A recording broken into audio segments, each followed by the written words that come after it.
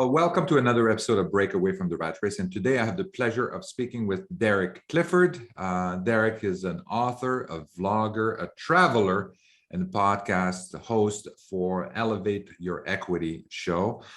He's also the founder and CEO of Elevate Equity, which is a firm that partners with individuals and companies to purchase, renovate, improve, and operate a cash flowing multifamily apartments. Derek, welcome to the show. Eric, it is such an honor to be on here and talk with you again since our last podcast with another person. That's right. It was great to be on that other podcast and meet you there. That was it was a great discussion. So as soon as we started talking, I said, "Wow, I want to have this guy on my podcast and talk about his amazing experience." So let's get started. There's a lot of things. So for people that don't know Derek, so we're going to talk a lot more about, I think, lifestyle. So just stick around to hear about what his lifestyle is like. And this is something that most people are just dreaming about. But you can see Derek is a young fella. And and so Derek, so now let's talk about okay, you worked as a W-2 job, and then you started investing in real estate and stuff like that. And then how did that progress into a point where you're really enjoying life differently than everybody else? Yeah, no, thank you. So, I mean, my life started out much like the story is supposed to go, right, Eric? It's like you go to school, you get a good job, maybe you go back to school and get a graduate degree, and then you get an even better job and try to climb that corporate ladder. And that's really where a lot of it started. But then, as I was doing that process, I started getting really interested in the idea of passive income. And I can thank, first of all, my wife for that. And then secondly, I can thank the book Rich Dad, Poor Dad for that as well. Because once you read that book, I'm sure, Eric, you and the listeners understand who have read that book before, that is something you cannot put back in the bag. Once you read that book, it's like your life is changed if you really get it, right? Yeah. And so, after getting that, I started to get on this hunt of trying to find passive income. And I thought that the best way to do that for me would be to save up money and just invest in the stock market, and then try to hit this goal where you can live off of a 4% seed of whatever it is that if you put $1 million in there, you live off of 4%, which is what, 40K or something. And you try to do that and just keep adding to your nest egg so that you can have an increasingly bigger lifestyle. So I went down that route and tried to save as much as I could. And then realized that it was going to take me about 25 years to hit that goal. Based on my current savings rate and what I had going on with student loans and everything at the time. And I realized that there had to be a better way. So I started looking at real estate, and it wasn't until I met my wife, where she kind of had this condo that she had bought in 2008, right before the crash. Okay. So she purchased this thing for $250,000 2 months before the meltdown happened. So we saw the house value, or her condo value, go from $250,000 in Washington State up near Seattle down to like $90K or something ridiculous like that. Oh. And by the time she was ready to graduate, the plan was for her to be able to sell the property and then use that to pay off her student loan debt. Well, as you guys know, it didn't materialize that way. By the time she graduated and she got her residency down in the Bay Area in California, unfortunately, she was only able to recover about, 100K or so of it. So it only gone up to like 200,000. And at the time, we both didn't have the money to write a $50,000 check to cover the difference between, pay off mortgage and the sale price. So what we ended up doing was we said, well, maybe the only thing we can do is just rent it out, because we can't afford, we can't stay here. Yeah. Right. It can't sit here empty. We've got to figure something out. So we ended up renting out the place. And then that was actually a blessing in disguise, because as we were doing that, it ended up, coming in, like we got $400 a month over our expenses coming from our renters. And as we're making the trip down from Washington State to California together, I got my gears turning. It's like, man, if this is what happens with real estate on accident, what would happen if we really went into this and did it on purpose? What do you think would happen, right? So then, of course, we went down the journey of like exploring, going into bigger pockets, listening to podcasts. And because of my engineering type mentality, it took me about a year to a year and a half to really truly understand, Well, you're a what fast does this mean? engineer. There you go. Thank you. But once I decided to pull the trigger, like there was a lot of mindset growth that I went through, again, thanks to my wife, to help me with like taking calculated risks and pulling the trigger and making action happen.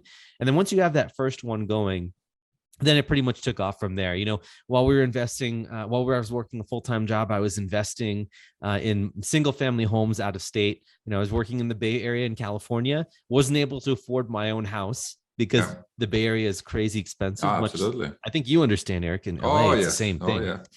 And so what I ended up doing was ended up buying houses in Indiana because you could buy them for like $50,000, $60,000, right? Yeah. So ended up buying a whole bunch of those, maxing out my loans, and then figuring out that I couldn't get any more than 10 loans with Fannie Mae, which is those really nice, like conforming loans, right? 30-year amortized, all that stuff.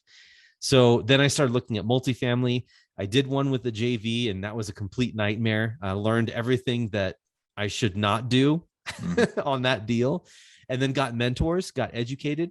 And then a couple of years later, I started raising capital and placing it in other operators and syndications, got my own brand going, and really started to like lean into the business, especially during COVID, because we were doing all this stuff at home.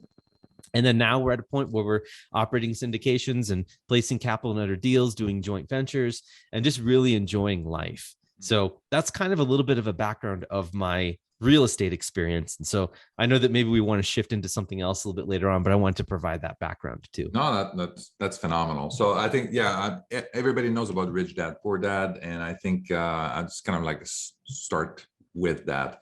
But the Rich Dad Poor Dad is kind of more like an inspirational book. They kind of give you some ideas that are earth shattering for a lot of people. And but it doesn't tell you how to do it. And so this is where you kind of have to take the next step. And this is what you did, is kind of like basically looked at, Bigger Pockets and other podcasts and read books that are really going to tell you, okay, well, how do I do this? And so this is very, very interesting. And you mentioned something that 4% rule, or what I call the 4% withdrawal method.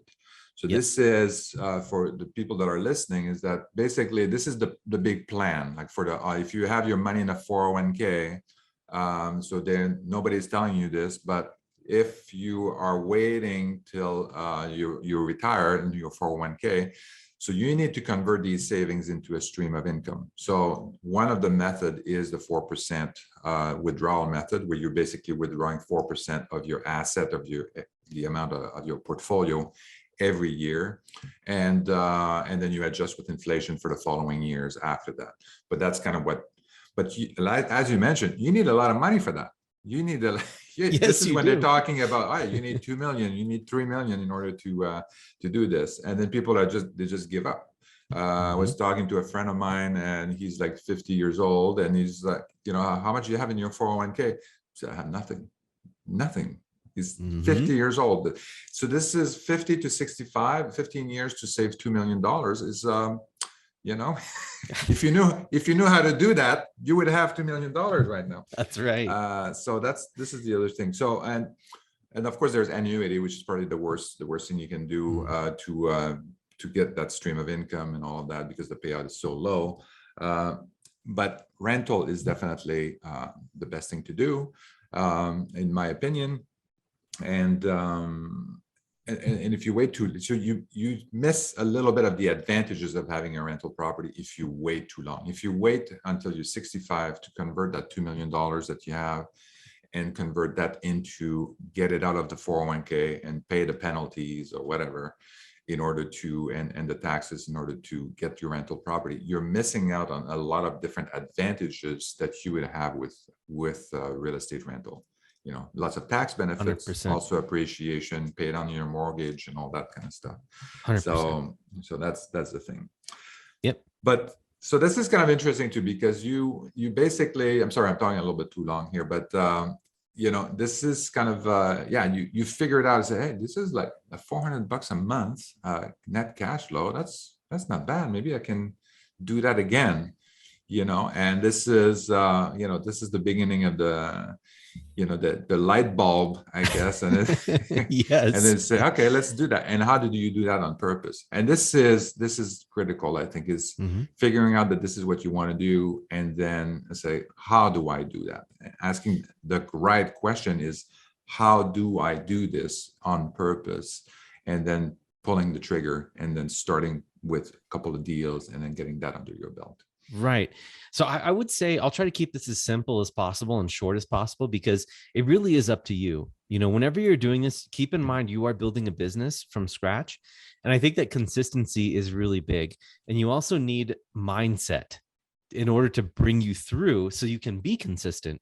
So I always mention you need coaching, you need consistency, and you need the time blocking, right? Or you need you need the tools, the resources, right, to do that. So if you have all three of those pieces together, right, then you're going to be able to accomplish anything that you want. So you've got to be really intentional about those things. So I run my life on my calendar. It's just a simple fact. And I think that the easiest thing that people who go into the office can do to build something like this intentionally and on purpose is to come into the office an hour early. Okay. And time block from 7 to 8 a.m. or whatever that time is, and do that every single day. I did it for a year and a half or 2 years, and I saw massive results. And then I got to a point where I didn't need to do that anymore because I left my W-2. So if you're able to set aside that time before anyone else comes into the office and starts bugging you, right? You use the office as like a quiet space for you to escape the house, get away from the kids, the wife, or any distractions, or husband, anything you have. Get there and focus on your business. Even if you don't know what it is that you're doing, at least read something, go on forums, go check out stuff, or plan out the rest of the week, what you're going to do for that hour. And then the other part of that is to be consistent with that time blocking, being there all the time, having the vision to know that you're doing this for a reason and not doing it for, you're just for fun, just for giggles. Right. And then also get a mentor. I think between those three things, you will be very surprised how quickly you can get started up in this business and start seeing results. It can happen within 6 months when you start doing it like this. Yeah. So time blocking, I think, is an amazing thing. And then not enough people are doing that and literally blocking it in your calendar. So nobody can go and say, oh yeah, book a meeting over on top of that thing or whatever. And then no, my calendar is booked. How can you can't book anything on my calendar? So that's very good. So it also makes you consistent, as you mentioned, kind of like if you have that in your calendar, you follow your calendar, you just, okay, well, this is the time where I'm thinking about my business and all of that. And I start planning and take action and do things to get to the next level. It might take a while at the beginning to kind of like get that routine going, and then get, the steps at the beginning, these seem to be pretty slow. But once you get close to a deal, you're going to see that the steps is going to accelerate. Your slow walk is going to turn into a jog and a run, and a sprint. Yeah, exactly. Yeah. The other advantage of time blocking is that, and especially with your family too, is said, okay, well, this from 7 to 8 or whatever time it is, and say, this is what I'm working on that, and then your whole family knows about it. And it could be anything. Like I did time blocking for all, for race, like racing or bike racing or training for these races, and then but my family knew that, okay, well, from this time, since 6 to 8 or whatever is Eric is doing this. And then so they know, then they don't bother you, and they know you're doing that, and then they know you're going to be back at 8, and then you're going to be available. But it also works the other way, and it's like, hey, aren't you supposed to go? Aren't you supposed to do this? Right. Yeah, it's exactly. Like, the accountability. Exactly. So it's a soft accountability, but having people know that, hey, this is my time block, this is where I do this thing. You have these two things working together, and this is a very constructive dynamic that you're building, for yourself and for the and your family. I think this is great. Right. Also, I just one more thing too, is that it works when you have a W-2, obviously, because your time, you basically selling your time to a company, and then you have to carve out the rest. But it also works when you're not on W-2 as well, and you're working on your own business. Carve out some time still to kind of like plan ahead and do and work on your business. I would say I'd add two more things because you're dead on there. I think that doing it in the morning I found to be the best, because I've tried to do it in the afternoon or evening, where it's either in the middle of the day where I've got all this scattered energy everywhere and I'm not focused on what's important to me. I'm focused on what the day has directed me to do.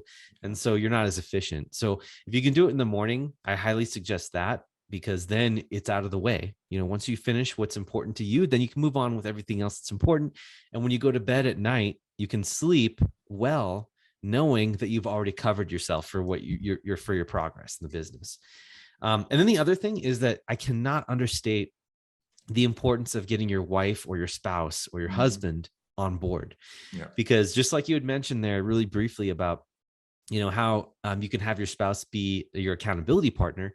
You want them to be your cheerleader. And really, there's no one else in this planet that wants your success more than your wife, right? So either they can be your active partner where they're actually helping you inside the business, or they can be your support partner where they're creating a space for you and encouraging you, right, to do what you do best for that shared vision that you have with your spouse. So that's why I think the vision piece is really important, because then you realize that you're sacrificing this time and energy and effort for a reason to go to. And it's important to talk with your wife or your husband about why you're doing this, so that every time you have the discussion, you remember that this is for building a life of future, or I'm sorry, building a life of freedom. Yeah. No, absolutely. I think, you're not, you building this for your family, your couple.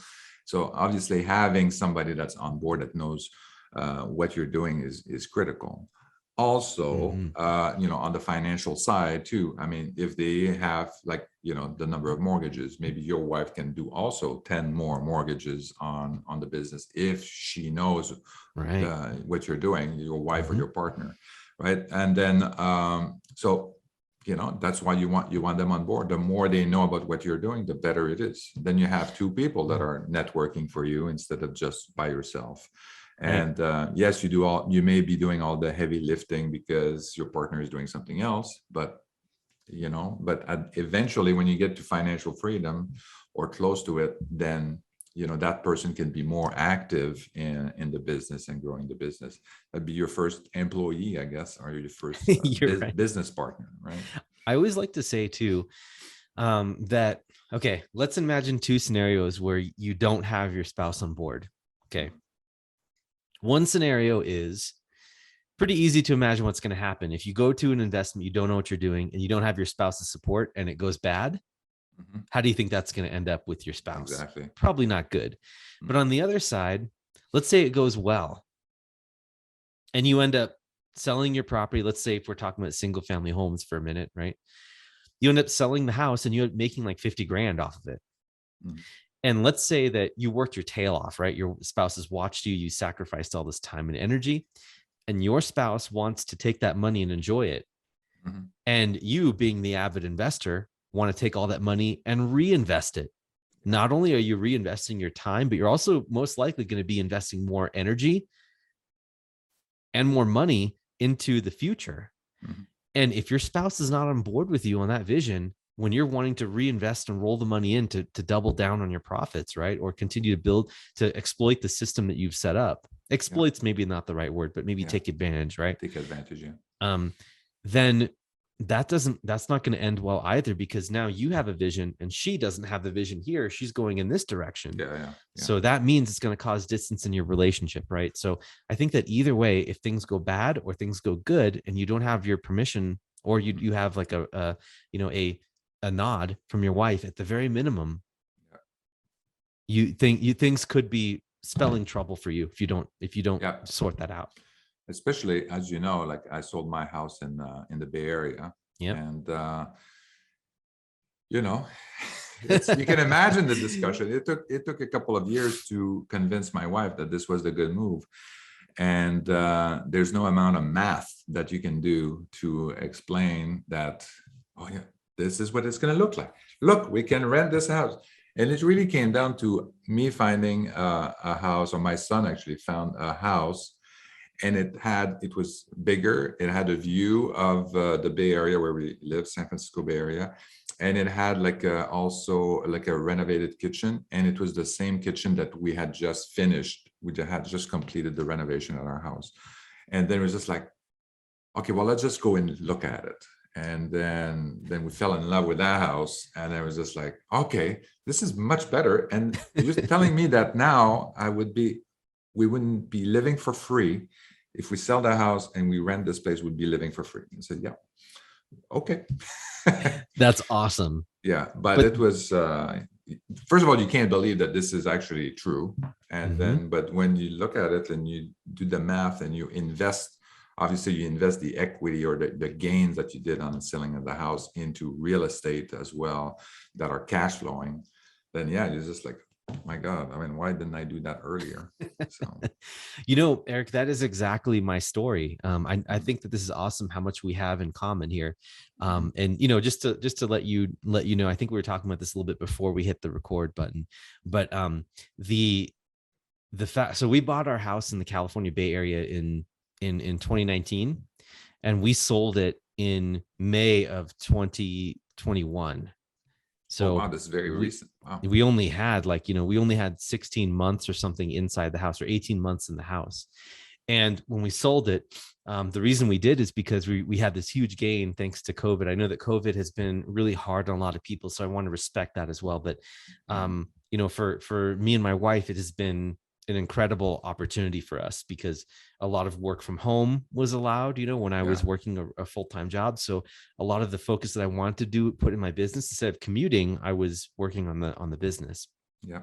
And we took our gains and we did exactly what you did, Eric. And we decided to start becoming Airbnb nomads, traveling around the country, right, with very few possessions. And we took our capital gains and we started throwing it in investment properties everywhere that paid for our lifestyle. So now we own assets, right, that are cash flowing with or without us being there. And we don't have this huge house to pay a mortgage on and, feel like we're obligated to do that. Instead, we have assets that are paying us for holding them. Exactly. And you have somebody that's managing the properties and stuff like that. You don't have to worry about it. And this is why passive income is key. And this is what, everybody needs to focus on that and build enough passive income to achieve financial freedom. After that, if you want to do something else, you still want to work your W-2 job, fine. If you want to do something else and blah, blah, blah, you can do all that. But you have to start focusing on building enough passive income to basically be able to live financially free. Because we talked about that 4% withdrawal rule, you talk about the 401k and all of that. I mean, if you do the calculation, think in the future, once you have X dollars in your 401k and you're ready to retire, then what kind of retirement are you going to have? How are you planning to convert that retirement? So do the simple calculation, do a simple planning about kind of like what that looks like. Yeah. And then, so that's one aspect of it. But also, if you want to retire early, well, your 401k is not going to allow you to withdraw money before 59 and a half. Yep. So you're going to pay huge penalties if you, unless you think that 59 and a half is retiring early, then, then that's fine. You're going to be okay. But so that's the other thing you have to think about. So maybe 401k is not really the right vehicle if you want to retire early. You have to think some other way. You can leverage your 401k to invest in real estate if you do the right way, self-directed IRA, solo 401k and stuff. But, QRPs, qualified retirement plans. Exactly. So there are ways to do that and leverage that. But this is great. So why are we doing all that? It's so much easier to work your W-2 job and have your 2-3 weeks vacation every year and all of that. So Derek, why is all that work? What is all that talk about investing? I don't want to have a business. So why are we doing this? Yeah. I understand there's probably two camps of people out there in your audience right now that are probably listening to our voices now. There's one camp that says, I hate my job and I don't like what I do. And then there's another camp of people that are like, I don't mind my job, or I enjoy what I do. Right. But I think that just in a way, the fact that you're depending on this company for your livelihood that has zero loyalty to you, right? Yeah. And if they decide that, they want to make a change in company vision, which is completely outside of your control, then your job is gone. And what do? Now you have uncertainty again, right? Hmm. So that's one need that I realized that I need to fix. And so Hmm. I originally started with just like supplementing my income with passive income, just to kind of like shield that downside protection, right? Because Yeah. I have this, Tony Robbins talks about the 6 human needs. I have a really strong need for certainty in my life, right? And by being able to set up something on the side or some alternate investments or build up some assets somewhere, I'm ensuring that if that case does happen, then I'll be able to really rely on something, at least for as a stopgap measure until I find another job. Right. So that was the first thing. That's where it all kind of started when I started reading Rich Dad, Poor Dad.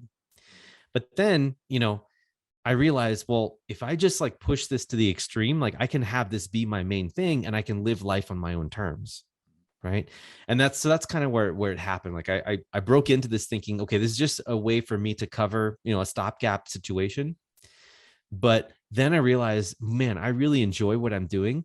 And instead of trading time for money, as you so put it, why don't I trade my time for money in something that I own myself so that eventually I can step out of it or sell it or have just more control over my life? And yeah, it's going to be tough. It's going to be really hard for me to set this up on the side, but that's where the mindset piece comes in, the constant reading, the talking with, you know, the average of the 5 people that you're with and elevating that, right? So that you're surrounded by people who think bigger and who can introduce you to ideas of get you to a point where you can say, Eric, oh my gosh, you can do that. Or even, I get this all the time, that's legal, you can do that. Exactly. And so I think it's really about just exploring what's out there and getting the vision in place. And if you have a big enough why, the how will get legs Hmm. and you'll be Oh. able to get there. Hmm. So I think that, elevating who you're working with, talking with people that have done what you're trying to do or have done more than you ever thought you could do is really, really inspiring and helps you get the disgust meter for Yeah. what your current situation is. And I hate to say that because a lot of people love their W-2s, but I'm a huge proponent of like doing the W-2 thing if you really like it, but building something up on the side so that you don't have to have that W-2, because even though you may like your W-2 now, you may not forever Yeah. enjoy it. Or your W-2 may not like you in the Or future. your W-2 may not like you or need you. That's Yeah, right. exactly. Exactly. So, and W-2 is great because right now it's, if you have a W-2, this is a good time to invest in real estate. Interest rates Excellent. are Mhm. low. Your W-2 is going to help you get the loans that you need for rental properties. If you Yep. have a partner, you can get 10 mortgages. Your partner can get 10 mortgages. Your kids can get 10 mortgages, all of that. So you can start building your portfolio for that. The other thing too, I mean, if you look back, I mean, about uncertainty, I mean, the uncertainty of W-2, I mean, as you're getting older and people think, oh, I'm going to Mhm. retire at 65 and stuff like Mhm. that. Well, only less than half the people actually retire when they thought they would be retiring. A lot of people actually retire earlier than they were planning because they were let go early, and then they can't find another job, or they find a job that is significantly, they don't get half the salary that they were Mhm. making before, or they get sick, or someone in their family gets sick and they have to leave work in order to take care of that person. So these are all things that if you think that you don't like uncertainty. So if you think that you know exactly when you're going to retire and it's in your hands, you're going to decide when, you may not know exactly when you're going to be retiring. And as you get Yep. older, you have younger people that have more energy and they want to work for a quarter of your salary and Totally. all of that. And I say, I can get 4 people like you. So, but you don't have my experience. Well, I, I can I train can them, no get four problem. people like you. Exactly. Yeah, and So, it's funny too, Eric, because I remember a statistic that was told to me. I think it was 5 years ago. On average, the average human person walking around has a major life event, like a major life yeah. crisis, once every 7 years. Oh, wow. So, whether it's a death in the family or whether it's a loss of a job or something like that. And if you think about it, right, like, you enter the workforce at age 22 or whatever, that's the standard in the United States. And then you end up working 60 years, right? Or no, I'm sorry, not 60 years, but you end up working 40 years about, Yeah. right? Yeah. And in the course of that 40 years, that looks an awful lot like having 6 huge life-changing events, right? Yeah. Yeah. That are oftentimes negative. Yeah. And to me, it felt like I didn't want to leave that to chance.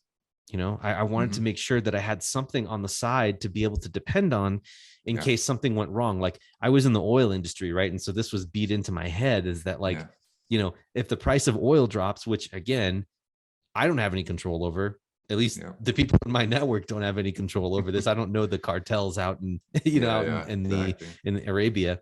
But they are dictating the well-being of your own life. And that just didn't sit well with me. Yeah. Yeah. So, but tell me more about kind of like the lifestyle. I mean, we talk about, this is all about money and stuff like that, but I think we don't talk enough about kind of like, what does that mean? Okay. So now I have a portfolio and of rental property, all my expenses are paid, and I don't really like my job. And okay, but what am I going to do? Yeah. Yes. So this is why I highly recommend people start doing something on the side, because it's that exact question that you said, Eric. It's like, what are you going to do? And if you're building up something on the side, it's a lot of work, but you eventually get to a point where you can exit the W-2. And even though, like, if this is all new to you and you get all this great passion and then you decide to leave the job 6 months after getting into real estate investing, that's probably not I don't advise that, because you have 2 things against you. You're new to the real estate space and you may not even like it. Yeah. So there has to be like this transition period between while you're working a full-time job where you've got kind of your foot on the pier and one foot on the boat, right? And you're trying to figure out, okay, which one do I want, right? And you put a little bit of weight into the boat and it starts rocking a little bit, and you're like, oh man, I better get back on the pier, or vice versa, right? And so you do that, and I think what I realized is getting on that boat for me and escaping the pier. That was something that my wife and I had been in our vision for so long. And when we realized that we weren't tethered by a job that's telling us where we had to work and when, we could travel anywhere we wanted to go. And so what we decided to do, Eric, and this is maybe a little bit extreme, and again, I don't recommend this, but I want to be completely visible to you, is I told you we had this huge capital event, right? We sold our house. Our real estate portfolio right now of a bunch of rentals and apartment buildings and syndications, it still doesn't cover all of our expenses every month. Okay. And again, I don't highly recommend this unless you're very motivated and understand what you're doing. But the reason we did this is we had a cash reservoir, right, that we got from the sale of our house. And we knew that it was going to last us at least a year. At least it was like a year-long runway. That's assuming we had no extra income coming in, which is actually turning out to be the opposite case. We're getting a lot of income coming in, right? Yeah. And so what we decided to do is we said, okay, we have a 12-month runway. We're going to take this shot because I've been investing in myself while I've been working a full-time job for 5 years trying to build my portfolio up. So I set aside a certain amount.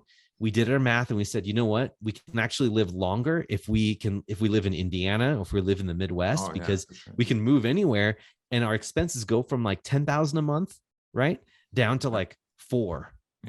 And so that affords us so much life with the same quality of life, right? We can still live our lives. And so because we don't have kids yet, we're able to take advantage of that. And the way we thought about it was, hey, let's do this because we want to live the abundant life right now. If we had full passive income and we waited to get there, which would probably be another 3-4 years, that's awesome. But we know that when you step into the abundant state by living it, it starts attracting you. When you step into abundance comes around you, right? And so that's what we did. We decided that we didn't want to live in one house anymore and have our own life determined by the size of our paycheck. We wanted to take the reins ourselves and do it right now. So that's what we did, because our situation may change later. We may have kids. We may need to have a school district and a stable place to live. But right now, we just got to make it happen. So we decided to drop everything and go, because we made those tough decisions of having a reservoir of cash, being able to choose where we live, to have our expenses be variable, right? So we can, if things are tough, we go to a cheaper area, right? and it gives us a runway. And finally, the third thing is that it's lighting a fire under us. Mm. Now we have to perform, right? We have the skills to do it because we were building it up while we were working a full-time job. We built a runway for ourselves, a set of time, and now we've got a fire under our butt, forcing us to make this happen. And fourth and finally, I know I said three was finally, but fourth and finally, what is the worst case scenario, Eric? Yeah. Worst case scenario, you get Go back to on work. W-2. Go back to work. So Yeah. that's what we figured. We figured, why the heck not, right? Give us a year to give us a chance on ourselves to really go out there and pursue something, right? And build something incredible with the time that we have. Yeah. And when we made that shift, once we stepped into the abundant state, our mindset shifted. And guess what? The brokers we were working with picked up on that and dropped deals in front of us, deals after deals. And investors came pouring in because they were so proud of what we've done. Yeah. And so, over the last year, actually, we went from having 16 or 18 multifamily units to now being in control of over 300 in about 8-month time span. Yeah. Just because we stepped into it and really went into our skills and embraced the abundant mindset. And right now we couldn't be happier. Yeah, no, absolutely. So interesting. I don't know if you know the site, Visual Capitalist, but they had a chart a few months ago, and it was about how long will your $1 million last in different cities and stuff like that. And in San Francisco, it would last like, I think it was like 7 years. And then you would go into Memphis, it would last you like 30 years or something like that. And so I thought it was pretty phenomenal. So if you can look that up on Visual Capitalist if you guys are interested. Abundant life, I think this is great. I mean, this is why we're living. We want to enjoy life, not. And I think the key component, I think in all of that, the fact that you stepped in, and this is why I recommend people that focus on financial freedom, right? Build that passive income. And then hopefully you get 100% of your living expenses that are done. But even if you're at 80% of your living expenses that are, covered by passive income, you may want to consider, I mean, I don't need to tell you this, but, you may want to consider at that point, say, hey, you know what, if I was just like 100% dedicated to this, I would make it. I would easily make the extra 20%. Time is the ultimate currency here. Yeah. When you're working full-time, all of that, you may not realize it, but you're not growing you're not growing, you're not able to expand and take on more work, more deals that you could do if you were full-time. And when you're full-time doing what you love and being an investor and entrepreneur, other opportunities are showing at your doorstep that you wouldn't be able to do if you're full-time employees, because you just don't have time anymore. It's just like, when you take out all the hours that you're sleeping, eating, working, and all of that, you're left with like 10 hours a week. And it's just like, it's not enough to start a new business or dedicate yourself to that. 100%. So time is the ultimate, definitely. And now you're kind of like, you were mentioning earlier too, like you're kind of like in the Nomad. And so tell us a little bit, inspire us about kind of where you are, where you're going, and all that kind of stuff. And for sure, I would love to. So if you guys work really hard, right, on your business, doing your W-2 and making your bosses happy and getting raises and doing everything, it's really funny, by the way, the amount of time, like it takes you time to build up your business. But as soon as you start building your business acumen, it's surprising how you start getting promotions and raises because your perspective gets bigger, right? So that's just a little side effect. But what that's bought us, Eric, is an experience where we started in the Bay Area. We went down to, once we sold our house, we celebrated by going to Palm Springs. Then we went to San Diego, and then we were in LA for like a week or two. And I know we were trying to get together, but we will get together next time. And then we went from there to Yosemite National Forest in California, then to Tahoe. Then we went to Reno, and then Park City, Utah, and Salt Lake. Then we went off to Steamboat Springs, Colorado, then Denver, Colorado Springs. Oh, wow. Then we went off to Indiana to do a lot of like our investment stuff. Then we hit Kansas City and St. Louis, then Memphis. And Yeah. then we spent a lot of time over the holidays in Austin with my in-laws because they, Okay. you know, we wanted to be with them for the holidays. Yeah. And now we're back in Colorado. And from here, Eric, we're going to be heading west again, and we're going to hit the north rim of the Grand Canyon, Zion Mhm. National Forest on the way back, Las Vegas. And then we're going to be in LA at the end of March. And then get this, the end of March, we're going to be heading to Japan, and we're going to Oh, spend nice, nice, 3 months in Japan. 3 months in nice. Japan, 5 different cities, spending about 2 weeks each in each city. Hmm. And what's super cool about this is that I get to bring my parents out. So Oh, I'm nice. flying my parents out to come visit us in Kyoto, and we already have all our Airbnbs booked, and we're just super excited for this. And we're going to be able to continue to work our business because we've set everything up with our virtual assistants and everything so that we can work from anywhere in any time zone. And so we're just jazzed about this life that we've built. And then when we come back, we have a plan to go up the West Coast again to Seattle, and then across through Canada to Boston, because I've always wanted to go to Boston and check that Yeah. out.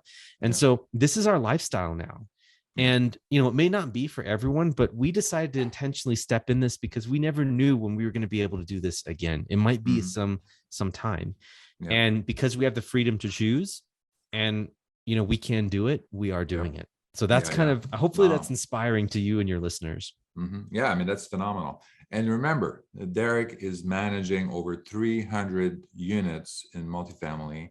And I think you also have a portfolio of single family rentals as Correct. well. I think you have like, how many do you have single Just family rental? 16 Yeah. units. Yeah. Because then after that, you move more into the apartment Correct. space, right? Yep. I'm starting to So, slowly 1031 all of them into multifamily just because the yeah. economies of scale are there. And, you know, I like my team and have, instead of one-to-one financial books, having it all centralized in one place. Yeah, Yeah. yeah, yeah. So yeah, so you can see like Derek is not staying in one location at the time at the same for very Mm-hmm. long, and then but he still manages his business wherever he is, and that's a great lifestyle. I mean, this is what we do too. Like we don't travel as much as you do, but you know we whenever we travel, it doesn't matter. I mean, we just came back from Mexico last over the holidays, Cool. and we went to so we travel quite a bit, and we have a lot more travel plans this year, Awesome. out of state and stuff like that, out of the United States. Mm-hmm. But the advantage is that I can be anywhere, and I still manage the business, still work with my team, and the whole team, everybody that's working with us and for us at Martel Turnkey, they can do the same. I mean, in fact, Yeah. we have two. Our acquisition manager is actually in France right now with our his girlfriend, who is also our transaction coordinator. So they're in France right now. That's They awesome. just came back from Switzerland, and they're working. We were on a daily call today, and they were talking, and it's just like, and enjoying their time in France, and yeah, working a little bit, but also enjoying their time when they're there. So So I have to ask the audience, right? How cool does it sound to be able to do something like this, right? Like, you know, Eric and his team are able to do this because, Eric, you've created an incredible lifestyle for yourself and also for your team. And you know, that's the same thing. That's what we're doing right now as well. We're, you yeah, know, our team here, we're espousing those values of making sure that whoever works with us, they live the things that we think are important exactly. as well on the freedom side, because it's very much anti W2.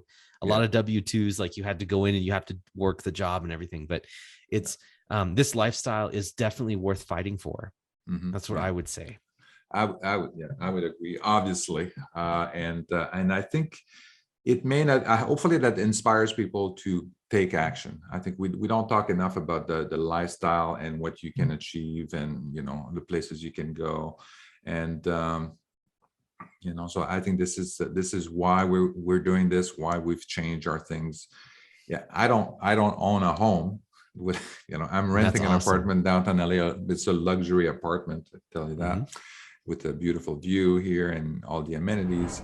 But I don't own a home, but I own, right now, I mean, our portfolio is, we have 140 single family rentals that in our portfolio at different stages of development for turnkey business. Then we have apartment buildings and all of that, and that allows us to, to be financially free. Well, And that's congratulations what for what matters. you've built. You Yeah. guys have absolutely deserved it. And I know there was a point in time where you were working W-2 and trying to do this on the side. Oh, And so we're trying to just inspire people to walk our path because, man, clearly for both of us, it's worth it. We've made something incredible. Absolutely. So Derek, so it was a pleasure speaking with you. I'm certainly hoping that we've inspired people, and that inspiration is going to push them a little bit to take action and do something, get the ball rolling. And then just start with one transaction, one rental property, and then see where that gets you. Then a few years down the road, then you can sell your house and live the nomadic life, hopping from one luxury apartment building to the other. And the internet is really leveling things out, and you'd be surprised the amazing things you can do from so far away. Like, our contractors being able to like drop a camera inside of a room and do a video. It's like you're there. You don't have to travel to there, and you can view it anytime. If you have the right system set up, you can have VAs looking for certain things. This world's just so exciting. And so I encourage you listeners to step into it. Like, start with an open mind, figure out, like, instead of saying, oh, I can't do this, instead ask yourself, how can you? Because you can, you totally can. If Eric and I can do it, and especially me, if a dunce like me can do it, you guys can too. You're an engineer. Come on. That's that's the nice thing about rental real estate too, is you don't need to be a genius to figure that out. It's just like additions and subtraction and a couple of divisions here and there, but and a little bit of luck. No complex math. I was going to say, a little bit of luck helps too. Sometimes, if your market unexpectedly, appreciates by another 10% or something, that really helps a lot. But generally, Eric, both you and I, we buy conservatively. We make sure that when we buy, there's enough room for the deal to make sense to sell right as soon as we buy it, right, to someone else, so that we cover all of our exit strategies and everything. So, intelligent ways to do this. I just encourage your listeners and everyone out there to do it with an open mind, and it's an exciting business. And so I hope we've inspired you. So Derek, where can people reach you? You have a GPS tracker on you, so we can track where in the world is Derek. And that's actually a really good idea. We have been starting to write blog articles about all of our travels. We're just so far behind because of all these property closings that we've had. But we do write about it in our newsletter. So people can visit us and subscribe for that on our website at elevateequity.org. Or the easiest way to like learn about what we have been doing, and how we got to where you are right now as well, Eric, is our book, which you can also find on our website. You just go there to resources tab and go click on the book, or just look me up on Amazon, and you can find me, Derek Clifford, in the search bar, and then my book will come right up. Yeah. And the book is called Part-Time Real Estate Investing for Full-Time Professionals. Yep. It was written for people who are working a full-time job, because I actually had the job and doing my business and writing the book at the same time. So I wrote it from that perspective. Yeah, that's fantastic. You also on Instagram, Derek Loves Equity. So I'm a big Instagram and now TikTok fan. Oh boy. Unbelievable. All these cool stuff coming out. Yeah, it's incredible. So stay in touch. So Derek, again, pleasure speaking with you. You're an inspiration. Hopefully we're going to get people traveling with you. Maybe even to Japan. Who knows? Yes, there we go. I'd love to meet you up in Japan. So come visit for sure in April through June. Okay. Thank you so much, Eric, for having me on. Thank you very much. Thank you for listening to Break Away from the Rat Race with your host, Eric Martel. If you want to share your story and experience with our listeners, please message us on Facebook at Break Away from the Rat Race. Also, please subscribe to our YouTube channel and our podcast on iTunes.